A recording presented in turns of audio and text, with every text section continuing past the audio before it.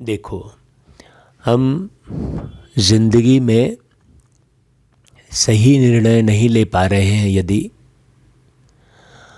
अपने व्यवहार को नहीं बदल पा रहे हैं, मान लो, है ना, अपनी स्थिति को नहीं समझ पा रहे हैं कि वास्तव में अभी मुझ आत्मा की क्या स्थिति है, कहाँ हम सही कर रहे हैं, कहाँ गलत कर रहे हैं। सबसे पहली परख शक्ति तो हमें स्वयं को जानने की होनी चाहिए। तो परख शक्ति स्वयं को जानने की यदि नहीं है तो ढेर सारी गलतियां होती रहेंगी और हमें पता भी नहीं लगेगा। तो परख शक्ति स्वयं को जानने की इसलिए नहीं हो पाती है कि हम अपनी बुद्धि की परख शक्ति का प्रयोग दुनिया को जानने में करते रहते हैं। बुद्धि की शक्ति का प्रयोग तो क्या होती है? बुद्धि में जो परख शक्ति है वो दुनिया को परखने के चक्कर में परखने की शक्ति का ह्रास हो जाता है बुद्धि से, है ना भाई? बहुत अच्छे से समझने की बात है। फिर क्या होता है कि बाबा की मुरली के एक एक शब्द को हम समझते हुए भी अपने जीवन में उतना नहीं उतार पाते जितना हमें उतारना चाहिए। बाबा के जो महावाक्य होते हैं वो पूरे के पूरे आत्मा के परिवर्तन के लिए होते हैं। बाकी शरीर आपका है, परिवार आपका है, व्यापार आपका है ना, ये संसार आपका है। बाबा को ना तो आपके शरीर से कोई लेना देना है, ना आपके व्यापार से, ना आपके व्यवहार से, ना आपके संसार से कोई लेना देना नहीं है बाबा को। बाबा हमेशा कहते हैं, मैं आत्मा को देख रहा हूं, तुम अपने को आत्मा समझो। जब तक आपकी यह स्थिति नहीं रही होगी तब तक प्रत्येक व्यक्ति अपने रहन सहन माने बाह्य रहन सहन को स्टेटस समझता रहेगा। हाँ, बाहर के रहन सहन को वो क्या समझेगा? रॉयल। हाँ, रॉयल्टी कहाँ प्रदर्शित करेगा वो? बाहर के रहन सहन को। अंदर खोखला है।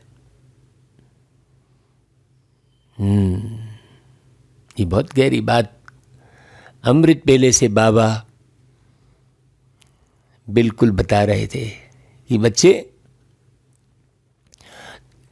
बाहरी रूप में मतलब देह के रूप में ये पूरा का पूरा देह अभिमान है, और बाबा को सबसे पहले कौन सी चीज दान करनी है? इस देह के अभिमान को दान करना है।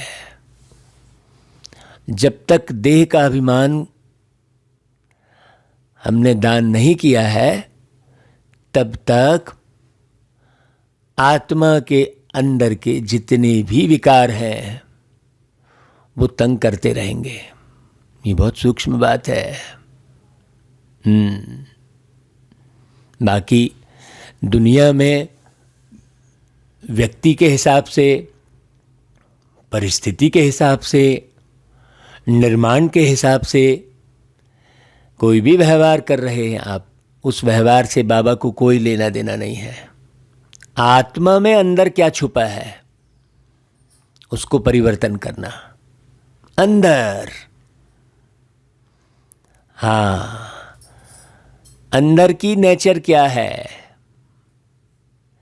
अंदर की नेचर निर्माण वाली है।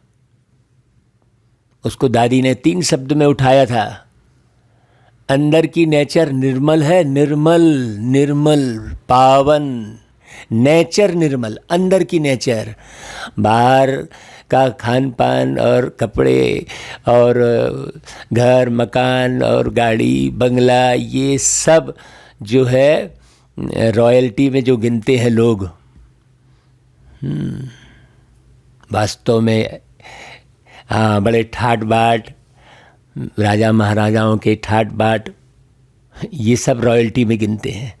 नहीं, रॉयल्टी है अंदर की नेचर। बाबा ने कहा अंदर की नेचर। अंदर हम हमेशा कितना निमित्त समझ के कार्य कर रहे हैं।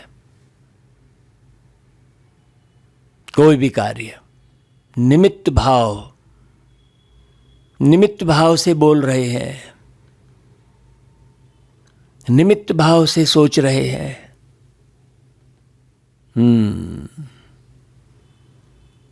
तो आज की मुरली में बाबा ने जो पॉइंट बताई है, बहुत लोग ये समझेंगे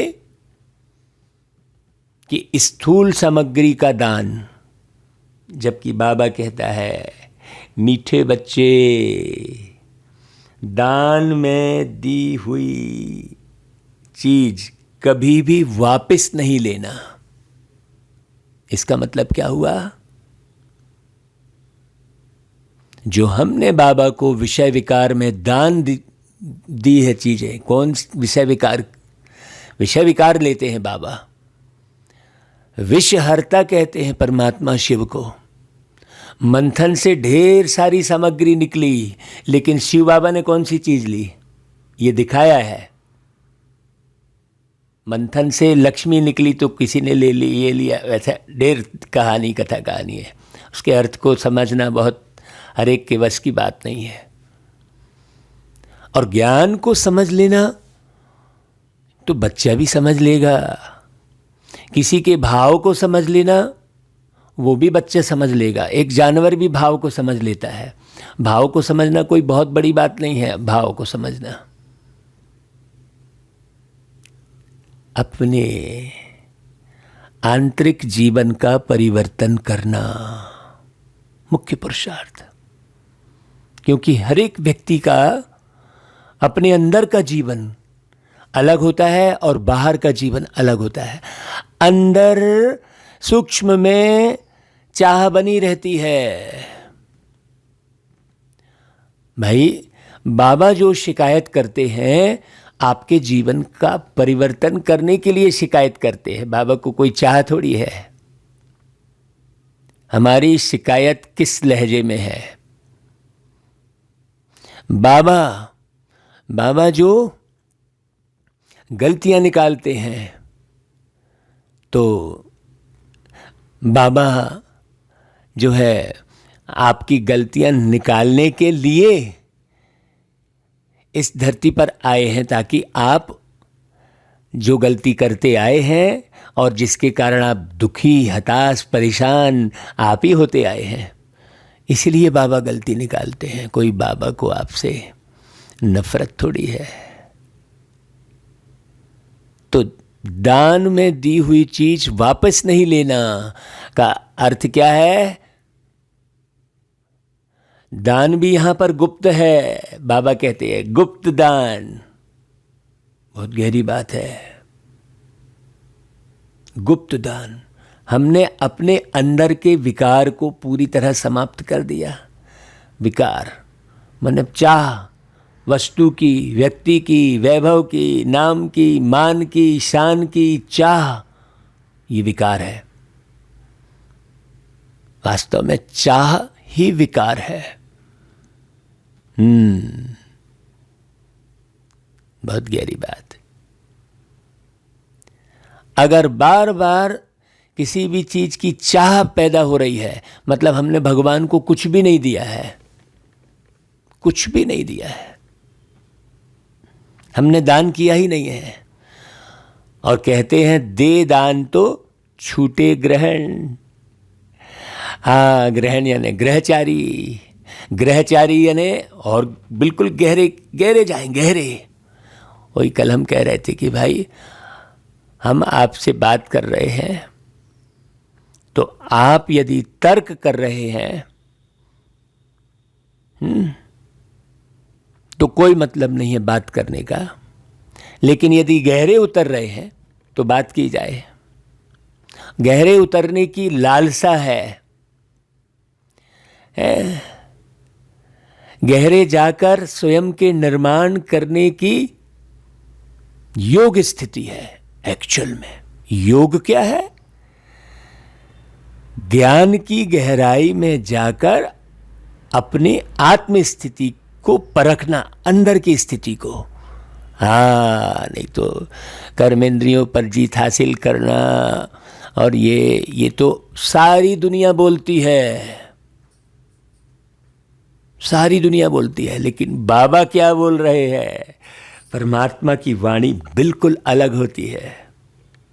इसे बहुत गहरे से समझने की जरूरत है। तो बाबा कहते हैं कि वापिस यदि लेंगे दान में दी हुई चीज, वापिस लेंगे। अब चीज कौन सी है? यहां पर स्थूल वस्तु की बात नहीं है। आपने बहुत सारी चाह को जो संभाल के रखा हुआ है, मुझे ये चाहिए वो चाहिए, ऐसा होता तो ठीक होता, तो वापिस लेंगे तो आशीर्वाद के बदले श्राप मिल जाएगा। है बहुत गहरी समझने की बात। मैं कर रहा हूं, मेरे कारण ये हो रहा है, मैं भी बहुत होशियार हूं, मैं बहुत जो है ऐसा हूं वैसा हूं। अपने को कमजोर समझना वो भी देहाभिमान है, अपने को 30 मार का समझना वो भी देहाभिमान है। दोनों बातें, दोनों देहाभिमान है। तो देहाभिमान का दान करना बड़ी सूक्ष्म बात है भाई। बाबा कहते हैं कौन सा निश्चय पक्का हो जाए तो किसी भी विरोध का सामना कर सकते हैं। हर एक प्रकार के विरोध का सामना करते हुए आप ज्ञान और योग में आगे बढ़ो। ज्ञान, योग, धारणा और सेवा आप चेक करो बारीकी से कि ज्ञान में हम आगे बढ़ गए, समझ आ गई हमको। हाँ, हम सब समझ रहे हैं, समझ तो बहुत जल्दी आ जाती है, हमने वही कहा। तो योग क्या चीज है ये बहुत गहरी समझी है कि नहीं? धारण कितना हो रहा है, और हम धारण यदि हम कर रहे हैं तो सेवा कितने तरीके से हम कर रहे हैं।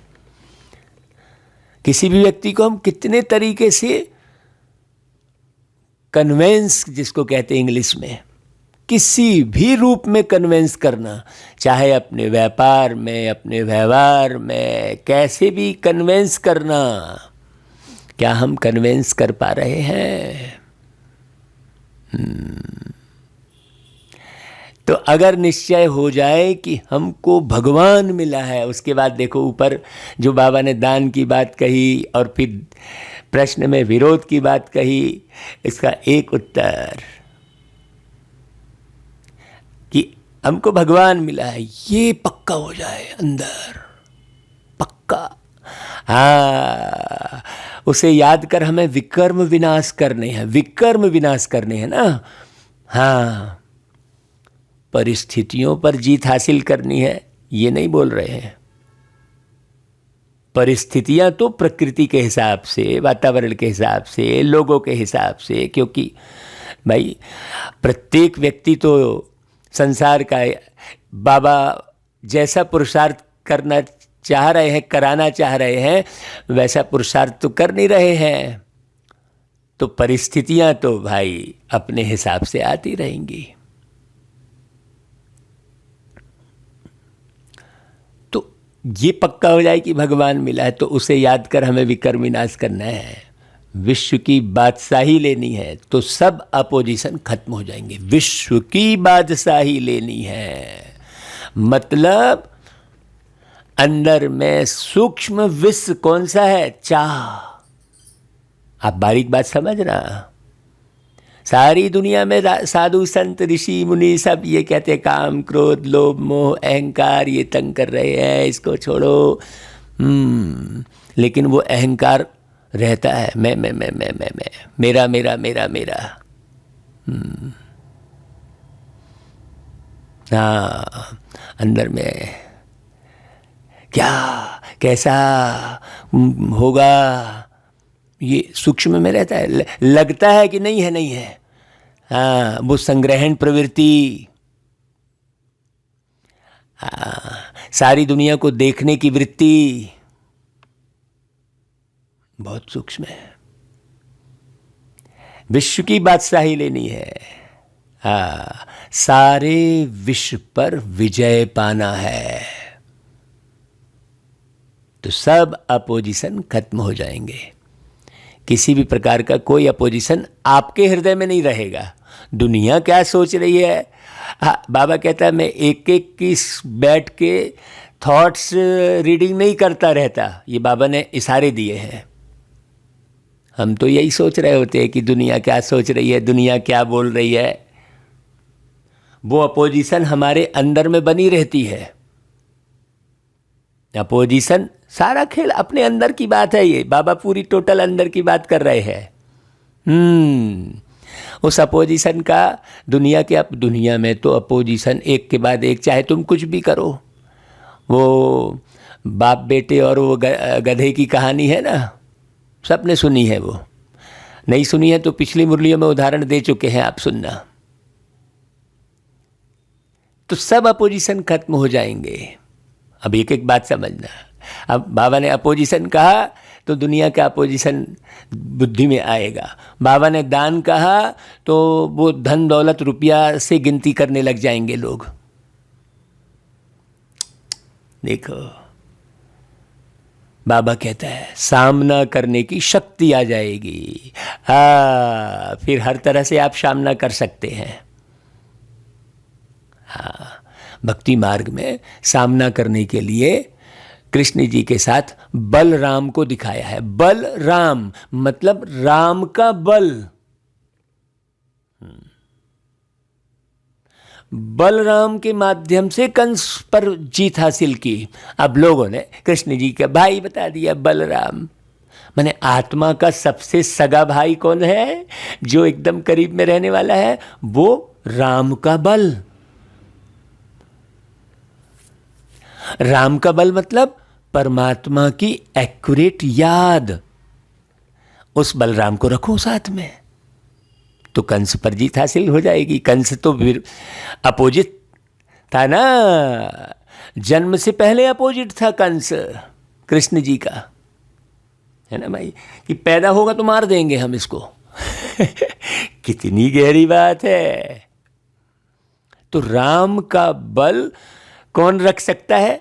जो अपने बल का अभिमान ना करे, जो अपने बल का अभिमान ना करे। हाँ, नहीं तो मैं 4 लाइन गा क्या लिए, बस हो गया। हम भी कर सकते हैं। अरे मैं भी करता हूं, मैं भी सब कुछ कर सकता हूं, मैंने भी किया है। इतने सेंटर मैंने खोले हैं, इतने सारे लोगों को ज्ञान सुनाया। अरे तुम्हारी कौन सी ताकत है भाई? ये सारा बल किसका काम कर रहा है? राम का बल काम कर रहा है। राम यानी परमात्मा। आपने कई प्रकार के नाम ये वो करके कहानी और खूब सारे नाम डाल के और मूल ज्ञान को छुपा दिया है। तो सामना करने की शक्ति आ जाएगी, मतलब किसी से लड़ने की शक्ति आ जाएगी, ऐसा थोड़ी है कि ज्ञान को स्पष्ट करने की शक्ति आ जाएगी। हम ज्ञानी से ज्ञानी भिड़े, ऐसा कहते हैं दुनिया में। भिड़ना नहीं भाई। शांत होना इसका मतलब भोले बन जाना, वो भी नहीं है। ना समझ बन जाना। शांति का मतलब क्या है? शांति का मतलब पूरी समझ, एक्यूरेट समझ। तो बाबा कहते हैं निश्चय की कमी है तो मूंझ जाते हैं। कौन से निश्चय की कमी? कि मुझे भगवान मिला है। हाँ, भगवान मिला है बस, ये एक तो हो गया। हाँ, बाबा बाबा, ऐसा थोड़ी। फिर ज्ञान को छोड़ भक्ति में लग जाते हैं, फिर भक्ति भी अच्छी लगने लगती है। जो दुनिया वाले कर रहे हैं, जरूर जो दुनिया वाले कर रहे हैं उसमें फ़ायदा तो होगा ना भाई, जरूर होगा, तब तो कर रहे हैं। लो भाई, क्या कर रहे हैं दुनिया वाले? ज्ञान, इतना सा भी ज्ञान नहीं है, भटक रही है दुनिया बिना ज्ञान के कारण। देखो, एक एक मैंने मीठे बच्चे में जो बाबा ने कहा, फिर प्रश्न में जो कहा, फिर उत्तर में जो कहा, उसी में पूरी मुरली आ जाती है। तो जो गीत गाए, तुम्हें पाके हमने जहां पा लिया है, जमी तो जमी आसमां पा लिया है। अब इसका अर्थ हम फिर मुरली में बताएंगे कि जमी पा ली है, आसमां पा लिया है का क्या अर्थ है। ओम शांति। बाबा कहते हैं यह गीत कौन सुनते हैं? बच्चे सुनते हैं, वही अर्थ को भी समझते हैं। प्रजा भी जो सुनती है वह भी विश्व का मालिक बनती है। हाँ, जैसे भारतवासी सब कहते हैं हमारा भारत, भाई भारत माने हमारा भारत, भारत के मालिक है ना भाई। वैसे वहाँ भी यथा राजा रानी तथा प्रजा सब समझते हैं विश्व के मालिक हैं। वहाँ तो माने दूसरा देश कोई होता ही नहीं है, तो भारत ही पूरा विश्व कहलाता है भाई। हाँ, एकदम सिंपल सी बात है। जैसे यूरोपवासी आए तो वह भी कहते थे हम हिंदुस्तान के मालिक हैं। उस समय फिर हिंदुस्तानी नहीं कहेंगे कि हम हिंदुस्तान के मालिक हैं, वह गुलाम थे। आहा, कितनी गहरी बात कर रहे हैं बाबा, बहुत ध्यान से सुनना भाई, समझते हुए सुनना। अभी हम एक एक का अर्थ बताएंगे तो 2-3 घंटे चल जाएगी मुरली। राजाई सारी उन्हों के हाथ में थी, फिर हमारा राज्य भाग्य रावण ने छीना, अभी हमको अपना राज्य चाहिए, यह पराया राज्य है। गाया भी जाता है दूर देश के रहने वाले, अब तुम अपना राज्य ले रहे हो। बहुत गहरी बात है भाई, तुम कोई के लिए लड़ते नहीं हो, अपने लिए ही तुम सब कुछ करते हो। देखना, एक एक पॉइंट सुनना अच्छे से, अर्थ बाबा समझा चुके हैं ऊपर। वह सेना लड़ती है अपने प्रेसिडेंट व प्राइम मिनिस्टर के लिए। बड़े आदमी तो वह बनते हैं ना, उनको नशा अच्छा रहता है, फिर भी अभी कहते हैं ना भारत हमारा है। परंतु भारतवासियों को यह पता नहीं है कि यह कोई हमारा राज्य नहीं है, यह रावण का राज्य है जिसमें हम रह रहे हैं। बड़ी गहरी बात है। भारतवासी किसे कह रहे हैं बाबा? रावण राज्य किसे कह रहे हैं? राम राज्य में ऐसे नहीं कहेंगे कि यह पराया है। अभी भारत पर रावण का पूरा राज्य है। वो गीत गाते हो ना, दूर देश का रहने वाला आया, आया देश पर आए, ये कहते हैं ना भाई, उसी का अर्थ बता रहे हैं बाबा। गीत तो बजाते हो। तो राम का राज्य था तो देवताओं का राज्य था, अभी नहीं है। तुम जानते हो 5000 वर्ष के बाद हम राज्य ले रहे हैं। किससे? परमात्मा बाप से। कौन सा राज्य ले रहे हैं? देवताई राज्य, जहां सिर्फ देना ही देना है, संग्रहण प्रवृत्ति है ही नहीं। जब संग्रहण प्रवृत्ति समाप्त हो जाती है तो सब सुख मिलता है। हाँ, बड़ी गहरी बात है, बड़ी गहरी बात है। हाँ, राम अक्षर कहने से लोग मूझते हैं, इसलिए बेहद का बाप कहना ठीक है। राम बोले तो फिर वो धनुषधारी मूर्ति आ जाती है। अच्छा, बाबा शब्द भी बोले तो ढेर बाबा है। बाप शब्द बोले तो एकदम आदमी समझेगा, अरे ये कौन से बाप की बात कर रहे हैं। इसलिए देखो, आज की मुरली में ये क्लियर हो रहा है। बहुत लोग सोचते हैं बाप बाप क्यों। बाप अक्षर बहुत मीठा है, बाप ही वर्षा याद दिलाते हैं, एक बाप के सिवाय और सब कुछ भूल जाना है। कुछ भी याद में नहीं रखना है। याद, अंदर की याद, हमारा जो भी व्यवहार है, हमारे जो भी रहन, देह वाली जो रहन करनी धरनी है, देह वाली बड़ी सूक्ष्म है। आपका देहभान बिल्कुल नहीं टूटा है। बाबा मुरलियों में कई बार कहते हैं, देह का भान बिल्कुल नहीं टूटा है। पाई पैसे का भी नहीं टूटा है, ऐसा कहते हैं बाबा। तो एक बाप के सिवाय और सब भूल जाना है। हम आत्माएं बाप से वर्षा ले रही हैं। ये सूक्ष्म पुरुषार्थ है। इसकी ओर जितना व्यक्ति आगे बढ़ता जाएगा, उतना वो बिल्कुल उठता जाएगा और गरम कढ़ाई से अलग हो जाता है, जैसे वो खोवा कहते हैं ना। फिर देखो, जैसे ही वो दूध जब उठता है तो पहले पूरे कढ़ाई में फैला हुआ रहता है, फिर नीचे आग जल रही होती है और औंट रहे होते हैं, थक जाते हैं कई औंटते। अरे छोड़ो, अभी तो मुझे आराम करना है। गैस बंद किए, नीचे की अग्नि बंद किए, सो गए। नहीं भाई, एक बार में सब पूरा औटा लो और कढ़ाई, गरम कढ़ाई से अलग कर लो, उतार दो। हाँ, बड़ी गहरी गहरी बात करते बाबा। तो बाप आकर तुमको आत्माभिमानी बनाते हैं। हम आत्मा है। आत्मा कितनी छोटी महीन है, उसमें 84 जन्मों का पार्ट भरा हुआ है। ये नॉलेज किस लिए दी भाई? है किसी को नॉलेज? सारी दुनिया में कोई एक बार भी आप सारे दिन भर में ये स्मृति आती है क्या कि मुझ आत्मा में 84 जन्मों का पार्ट भरा है?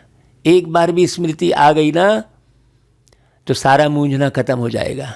बाबा का ज्ञान बुद्धि में टपकता रहे। या मोटी बुद्धि वाले मनुष्य नहीं जानते हैं, न समझा सकते हैं। बाबा ने कहा देखो, हम जितनी भी पॉइंट बोल रहे हैं सारी मुरली की पॉइंट बोल रहे हैं ना, मुरली से अलग कुछ नहीं बोल रहे हैं। बहुत ध्यान से समझना। नहीं, कई समझते हैं कि अरे यार ये अपना बोल रहे हैं। बाबा से वर्षा ले रहे हैं।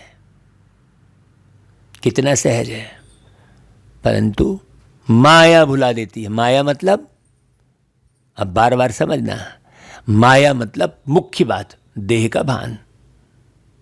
वो देह का भान खत्म ही नहीं होता। वो नारी पुरुष का भान खत्म ही नहीं हो रहा है। जिस दिन नारी पुरुष का भान खत्म हो जाएगा उस दिन बहुत अच्छे रहने की कला आ जाएगी। तो इसलिए बच्चों को मेहनत करनी पड़ती है, जबकि मेहनत कुछ है ही नहीं।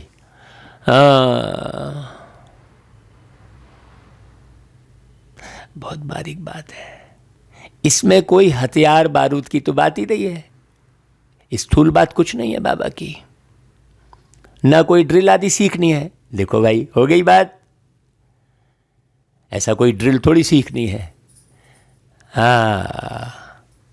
ना कोई शास्त्र आदि उठाना है, सिर्फ बाबा को याद करना है। देखो किस लेवल तक ले जा रहे हैं बाबा। अभी समझने के लिए हमें ढेर आवश्यकता ही नहीं है भाई। हमने बाबा को समझा अच्छी रीति तो बाबा की ही याद आएगी, दूसरी की याद आएगी नहीं। नहीं, हमें आ रही है तो फिर बाबा की याद आ रही है तो जीवन इतना खुशनुमा हो जाना चाहिए जो दुख का माने चेहरा आपका बिल्कुल खिला हुआ होगा। हमेशा आपके मुख से वाणी एक भी गलत नहीं निकलेगी, एक्यूरेट निकलेगी, समझ एक्यूरेट होगी।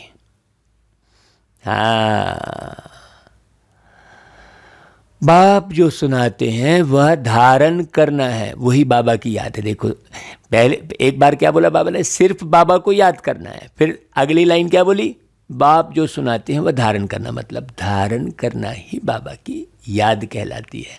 हम अपना राज्य भाग्य ले रहे हैं। जैसे नाटक में एक्टर बजाकर फिर कपड़े बदली कर अपने घर जाते हैं। देखो उदाहरण दिया बाबा ने।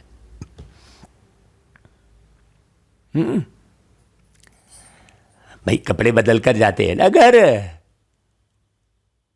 वैसे ही तुम्हारी बुद्धि में भी है कि अब नाटक पूरा होने वाला है, अब अशरीरी बनकर घर जाना है। ये देखो ये स्थिति। अब इसमें ड्रिल की बात कहाँ है भाई कि हम बैठ के ड्रिल कर रहे हैं? सोचने की बात है। हम हर 5000 वर्ष के बाद पार्ट बजाते हैं, ये सब पक्का कर रहा। आधा कल्प राज्य करते, आधा कल्प गुलाम बन जाते हैं।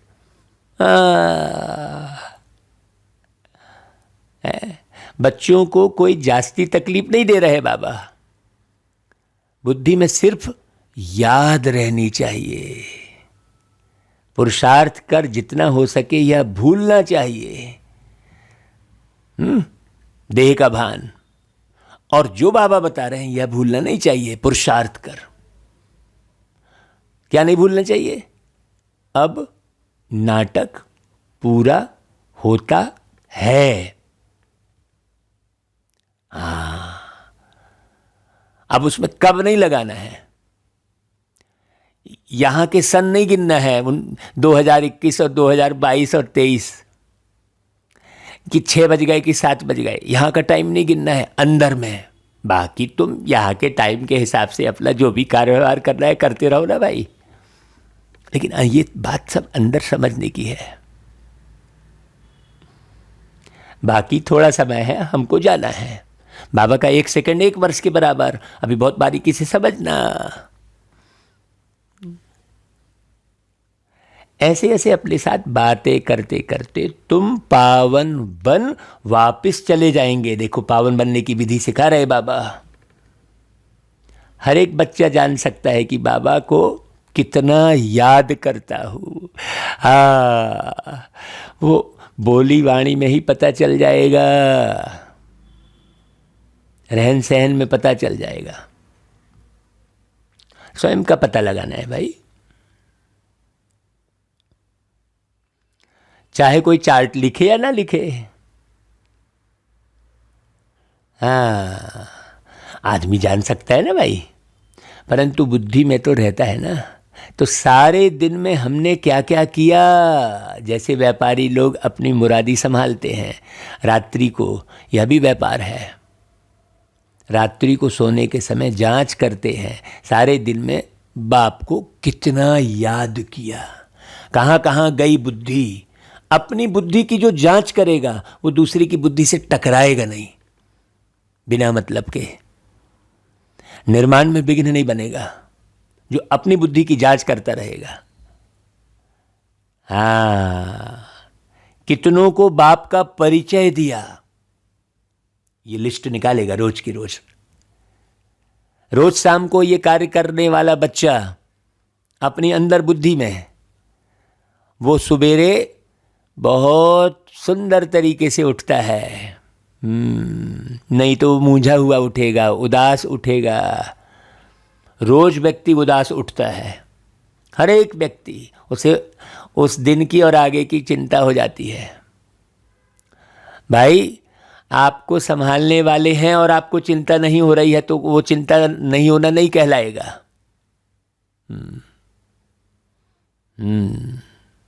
सारी परिस्थिति को जानना।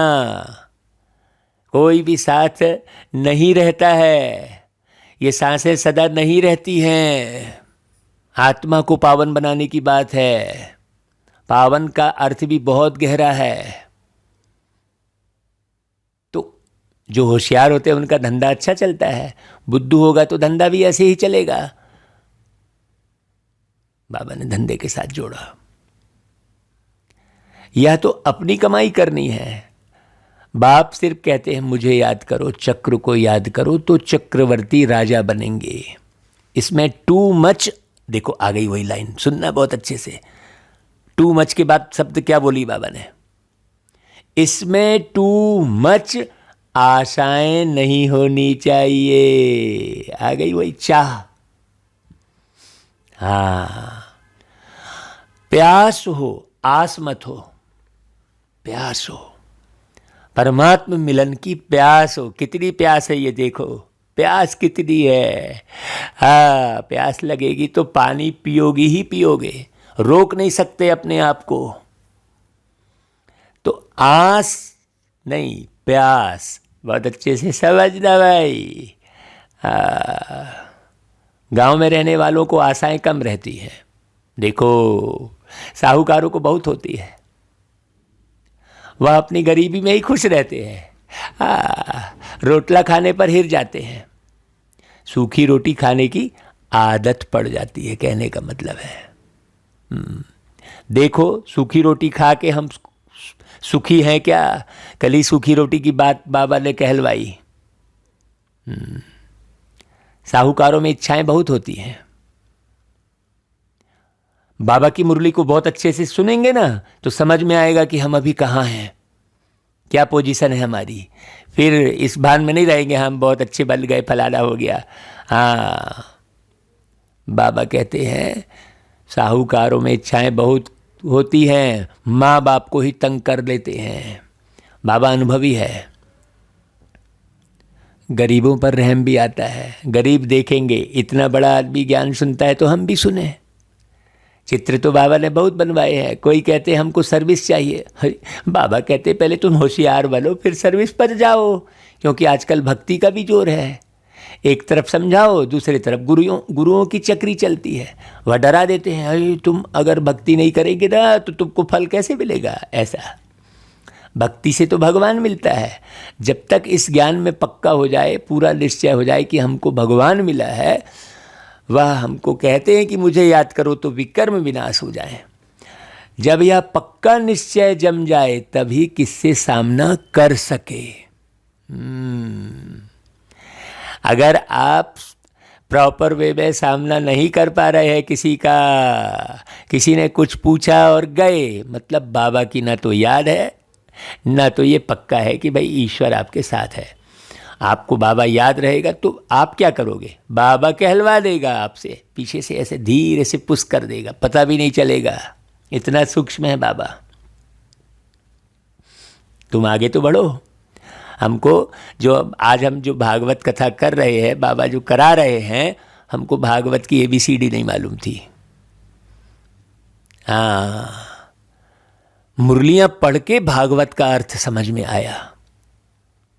बाकी जितने भी दुनिया में भागवत पढ़ रहे हैं कुछ नहीं, कुछ भी नहीं है। आप सुन लीजिए अच्छे से, तब आपको क्लियर होगा। लेकिन वैसा सुनने के लिए वैसी स्थिति चाहिए। तो बाबा कहते हैं तुम्हारे से ही अपोजिशन है। तुम एक बात कहते हो, वह दूसरी बात कहते, बस बात के ऊपर बात, बात के ऊपर बात। बाबा कह रहे देखो, दुनिया में बहुत मठ पंथ हैं जहाँ मनुष्य जाकर कुछ ना कुछ सुन कर आते हैं। दुनिया भर का आप सुनते रहेंगे तो कभी बुद्धि में बाबा का ज्ञान स्पष्ट समझ में नहीं आएगा। देह दुनिया का आकर्षण जब तक रहेगा तब तक बाबा का ज्ञान चाहे 10,000 बार आप मुरली सुन लो, आपको समझ में नहीं आएगा। क्यों? क्योंकि आपने मुरली सुनने के बाद फिर दूसरी चीज़ें भी तो भर रहे हो ना, तो मिलावट हो गई। मिलावट में क्या शक्ति रहेगी? कुछ भी चीज़ बुद्धि में दूसरी ना जाए, मन में कोई आकर्षण ना रह जाए, मतलब डेड वाली स्थिति, जीते जी मरने वाली स्थिति। जो मरेगा वही स्वर्ग को पाएगा। कहते हैं ना, खुद मरे बिना स्वर्ग नहीं मिलता, ऐसा कहते हैं दुनिया में। बाबा कहते हैं गीता का भी भिन्न भिन्न अर्थ सुनाते हैं तो मनुष्य फंस पड़ते हैं। सन्यासी कभी गृहस्थियों को नहीं कहेंगे कि विकार में नहीं जाओ। अगर वह कहें भी कि निर्विकारी बनो, फिर क्या होगा? हैम ऑब्जेक्ट तो कुछ है ही नहीं, निर्विकारी बन गए। यहाँ तो बाबा ने आत्मा का एम ऑब्जेक्ट दिया है कि बच्चे तुम्हें ऐसा लक्ष्मी नारायण बनना है। बाकी मान लो कहें भी हाँ छोड़ो भाई, बस ऊपरी ऊपर ब्रह्मचर्य व्रत का पालन करने के लिए ढेर सारी किताबें प्रकाशित हैं। कौन ब्रह्मचर्य व्रत का पालन कर रहा है भाई? और विकार विषय बढ़ते चले जा रहे हैं। क्यों? क्योंकि लक्ष्य ही नहीं है। बिना लक्ष्य के कोई भी ज्ञान कोई काम का नहीं है। तो आप जो मुरली सुन रहे हो तो आपने लक्ष्य क्या रखा है? प्रजा बनना तो बड़ा आसान है, बाबा ने कहा सतयुग का। लक्ष्य क्या रखा है? मूल बात, जितना ऊंचा लक्ष्य होगा उतने ऊंचे लक्षण आते चले जाएंगे। आप काम आएंगे, लोगों के बता सकेंगे ठोंक बजा के अच्छे से बढ़िया। तो उल्टा रास्ता बताने वाले दुनिया में बहुत हैं। सच्चा रास्ता बताने वाले हैं थोड़े, उन पर भी माया का बहुत वार होता है। दिल कहेगी कि पवित्र बने, परंतु माया बुद्धि को फिराती रहेगी। हाँ, अंदर से रहेगा नहीं पवित्रता ठीक है, और फिर बुद्धि फिराती रहेगी। आपकी वस्तुओं का आकर्षण भी तो अपवित्रता है। बड़ी सोचने की बात है। हाँ, बहुत खराब ख्यालात लाती रहेगी। माया की लड़ाई है बहुत, चलते चलते तूफान बहुत आते हैं। अगर कोई भी विकार का भूत अंदर होगा तो दिल को खाता रहेगा। अब उसी में समय जाएगा, अरे यार मुझे ऐसा नहीं करना चाहिए, मुझे वैसा करना चाहिए, मैंने ये गलती कर दी, मैंने वो गलती कर दी, क्या फायदा, टाइम तो गया फिर। बाबा कहता है कोई को कहेगा क्रोध का दान दो और खुद क्रोध करते रहेंगे तो लोग कहेंगे तुम खुद क्रोध करते रहते हो, फिर हमको कैसे कहते हो। तो क्रोध को भी छोड़ना ही पड़े। क्रोध कोई छिपाकर तो नहीं किया जाता है, क्रोध में तो आवाज़ बहुत होता है, आपस में लड़ते हैं, एक दो को गाली देते हैं। बाबा देखते हैं क्रोध का भूत निकलता ही नहीं है। कोई कोई यहाँ सम्मुख बाबा के होते भी क्रोध कर लेते हैं। बहुतों में क्रोध का भूत आ जाता है, यह बहुत खराब है, तंग करते हैं। किस में आ रहा है क्रोध का भूत? आत्मा के अंदर। हाँ भाई, एक दूसरे से बात नहीं कर रहे हैं, चुप बैठे हैं, मुंह फुलाए बैठे हैं, आंखें तरेर रहे हैं, ये सब क्या है? एक दूसरे की निंदाचारी कर रहे हैं, ये सब क्या है? ये क्रोध की गिनती में ही तो आएगा क्या? आत्मा की बात है यहां पर बाबा की। एक दूसरे की निंदा मतलब अंदर में उसके प्रति क्रोध है ना भाई। हाँ, बाबा कहते हैं, बाबा तो प्यार से समझाते हैं, अगर नाम बदनाम करेंगे तो फिर पद भी भ्रष्ट कर देंगे। यह तो समझाना चाहिए कि तुमने 5 विकार बाबा को दान दिए तो फिर वापस क्यों लेते हो। अगर फिर क्रोध कर लिया तो ग्रहण छूटेगा नहीं, वह फिर वृद्धि को पाता है। बाप की आशीर्वाद के बदले श्राप मिल जाता है, क्योंकि बाप के साथ धर्मराज भी है। यह भी ड्रामा में नून है। क्रोध करना यह भी पाप है। जिनमें 5 विकार हैं उनको पाप आत्मा कहा जाता है। सतयुग में है सब पुण्यात्मा, वहाँ कोई पाप नहीं करते। अभी जन्म जन्मांतर के पापों का बोझा सिर पर बहुत है। पहले योग बल से कट करना है। माया बड़ी खराब है, फिर लोभ भी बहुतों में है। कपड़े का, जूते का, पाई पैसे की बात का लोभ है तो झूठ बोलते रहते हैं। यह सब लोभ की निशानियां हैं। यहाँ तो सब कुछ मिलता है, बाहर में तो घर में खिटखिट लगी हुई है। संग भी बहुत खराब है। पति ब्राह्मण तो स्त्री शूद्र, स्त्री ब्राह्मणी तो पति शूद्र। घर में ही हंस और बगुले, बहुत खिटखिट रहती है। देखो स्पष्ट बाबा की मुरली चल रही है। अपने को शांत रखने की युक्ति रखनी होती है अंदर। ये सब बातें आत्मा की है।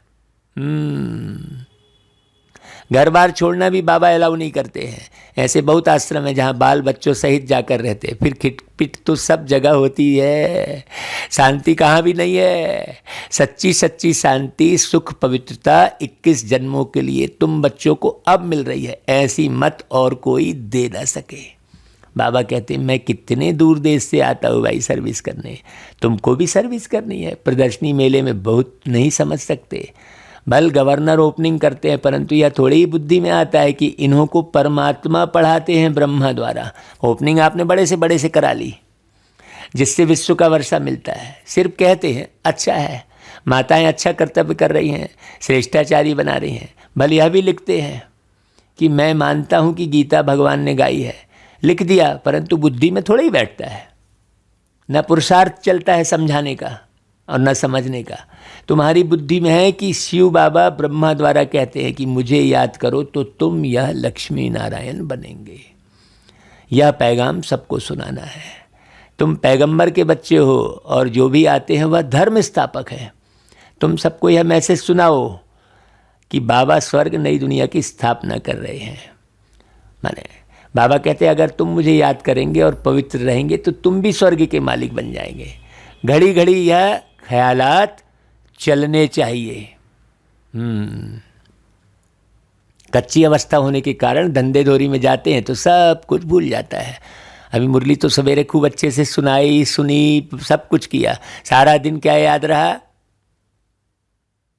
सारा दिन सेवा याद रहे कि मैं कैसे करके बाबा के ज्ञान को एक एक तक पहुंचाकर उसके जीवन को सुखी बना लूं। हाँ, सोचो, कच्ची अवस्था होने के कारण भूल जाता है। फिर जो कुछ महावाक्य सुनते वह भी व्यर्थ नहीं जाते हैं। एक एक रत्न कम नहीं है, एक रत्न भी स्वर्ग का मालिक बना सकता है यदि एक के ऊपर भी पुरुषार्थ कर लिया तो। गाते भी है भारत हमारा बहुत ऊंच देश है। तुम जानते हो हमारा भारत जो स्वर्ग था वह अब नर्क बना है। अब फिर बाबा कहते हैं माँ कम याद करो तो विकर्म विनाश होंगे। प्रजा तो ढेर बनती जाती है, वृद्धि भी होती रहती है, सेंटर्स भी खुलते ही रहते हैं। बाप भी कहते हैं गांव में जाकर सर्विस करो। ऐसे बहुत गांव हैं जहां मिलकर क्लास करते हैं, फिर बाबा को पत्र लिखते हैं।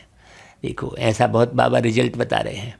तुम बच्चों का काम है ब्राह्मण धर्म को बढ़ाना ताकि सब मनुष्य देवता बन जाएं। यहाँ वाला जो होगा वह और सत्संगों में नहीं फंसेगा। यहाँ मुख्य बात है पवित्रता की। इस पर ही बाप बच्चों के स्त्री पुरुष के, पुरुष स्त्री के दुश्मन बन जाते हैं। हाँ, पवित्रता मतलब केवल विषय माने ये ब्रह्मचर्य की बात नहीं कर रहे हैं बाबा। पवित्रता बहुत बड़ी पढ़ाई है, इसे सूक्ष्मता से पढ़ो। इस पर गवर्नमेंट भी कहती है यह क्या करते हैं, यह क्यों होता है, परंतु धर्म में इंटरफियर तो कर नहीं सकते। स्वराज्य तो स्थापन कर ही लेंगे। पहले जो लड़ाई लगी है और इसमें अभी जो बाबा युद्ध की बात बता रहे हैं, इसमें रात दिन का फर्क है। यह बॉम्ब्स आदि पहले नहीं थे। हाँ, पहले जो लड़ाई लगी थी, हाँ, आप देखो ना भाई, पहले तो भाई गाड़ियाँ भी नहीं थी, लोग घोड़े से आना जाना करते थे। ट्रेनें भी नहीं थी, पैदल जाया करते थे, बैलगाड़ी में जाया करते थे। तुम जानते हो हमारे राज्य में लड़ाई का नाम निशान भी नहीं होगा। सतयुग त्रेता सुख, द्वापर कलयुग दुख। नई दुनिया और पुरानी दुनिया। तो जो पुरानी दुनिया में रहेगा वो बार बार मूंझता रहेगा, इधर की निंदा उधर की चारी करता रहेगा। ये लड़ाई है ना, ये तो सूक्ष्म अंदर में लड़ाई चल रही है ना, मुझे ये चाहिए वो चाहिए। हाँ, तो अब पुरानी दुनिया विनाश हो, नई बनने वाली है, तो हमें क्या करना चाहिए अंदर भाई? यह पुरानी दुनिया अब कोई काम की नहीं रही है, फिर नई दुनिया चाहिए। दिल्ली में कितने बार नए महल बने होंगे, जो आते हैं वह तोड़ फोड़ कर फिर अपना नया बनाते हैं यादगार के लिए। जब बड़ी लड़ाई लगेगी तो सब टूट फूट जाएगा, फिर नई दुनिया में नए महल बनाएंगे। फिर जितना हो जो पढ़ेगा उतना ऊंच पद पाएगा। कोई अच्छा पढ़ते हैं, कोई कम, यह तो चलता रहता है। तुम बच्चे या पक्का याद रखो कि हमने अब 84 जन्म पूरे किए हैं, अब हमको घर जाना है, या पुराना शरीर छोड़ हम अपने घर जाएं, ऐसी पक्की अवस्था हो जाए, फिर और क्या चाहिए। ऐसी अवस्था में कोई शरीर भी छोड़े तो बहुत ऊंच कुल में जन्म लेंगे। देखो कौन बोल रहे हैं। हाँ, किन की बात है भाई? कौन जन्म लेगा? आत्मा। सारी मुरली किसकी है? आत्मा के लिए है। अब हम अर्थ और कुछ निकालते बैठे हैं। अच्छा भाई, बाबा फिर याद प्यार देते हैं, गुड मॉर्निंग करते हैं, नमस्ते करते हैं। हम बच्चे भी बाबा को याद प्यार देते हैं, गुड मॉर्निंग करते, नमस्ते करते हैं। अभी धारणा के लिए मुख्य सार बहुत बारीकी से समझना है कि अपनी कमाई जमा करने के लिए बाप और चक्र को याद करते रहना है। अंदर में ये है समझ बहुत गहरी। माया की चक्री में कभी नहीं आना है। टू मच आशाएं नहीं रखनी है। हाँ भाई, वही है ना, गए हैं सेवा करने और आशा है मान शान सम्मान की। गए हैं सेवा करने, आशा है खाने पीने की, घूमने फिरने की।